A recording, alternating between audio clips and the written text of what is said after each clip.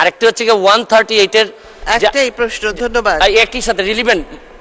মাননীয় সদস্য সৈয়দ সাইদুল হক হবিগঞ্জ 4 সম্পূরক প্রশ্ন করুন। ধন্যবাদ মাননীয় স্পিকার।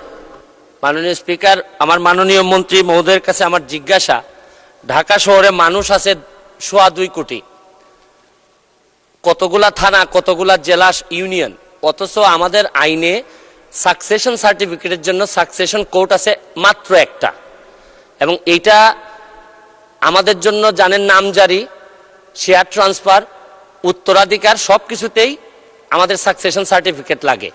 আপনার কি মনে হয় যে এই সারা ঢাকা শহরের জন্য একটা সাকসেশন কোড যথেষ্ট কিনা?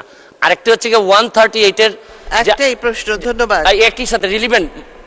স্পিকার, মাননীয় স্পিকার, আপনি আইনের মানুষ, ওই 138 এর চেকের মামলায় এক একটা ডেট পরে 1 বছর পর পর ঢাকা শহরে চেকের মামলা এখন আর কেউ করতে চায় না, শুধুমাত্র ডেট পড়ার কারণে। এই ব্যাপারে আপনি কিছু সিদ্ধান্ত নেবেন কিনা? ধন্যবাদ মাননীয় স্পিকার।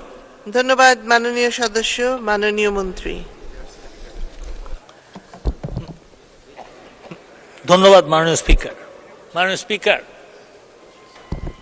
মাননীয় সংসদ সদস্য যেরকম মানুষের উপকার করার জন্য সংসদ সদস্য হয়েছেন, আওয়ামী লীগ সরকার কিন্তু জনগণের উপকার করেছে এবং করে বলেই এই 10 বছর 11 বছর 3 বার, আপনার 4 বার এই নির্বাচনে জয়ী হয়েছে। তো সেই প্রেক্ষিতে আমি বলবো যে যদি এই একটা সাকসেশন কোর্টের যদি না হয় তাহলে অবশ্যই এই সরকার সিদ্ধান্ত নিবে যে এটা আরো বাড়ানো, এবং সেইখানে একটা যেই আইনি একটু জটিলতা আছে সেটা রিমুভ করার চেষ্টাও আমরা করব, যাতে মানুষ, মাননীয় প্রধানমন্ত্রী বলেছেন ওয়ান স্টপ সার্ভিস, সেই ওয়ান স্টপ সার্ভিস যেন মানুষ পায় সেটার চেষ্টা করা হচ্ছে।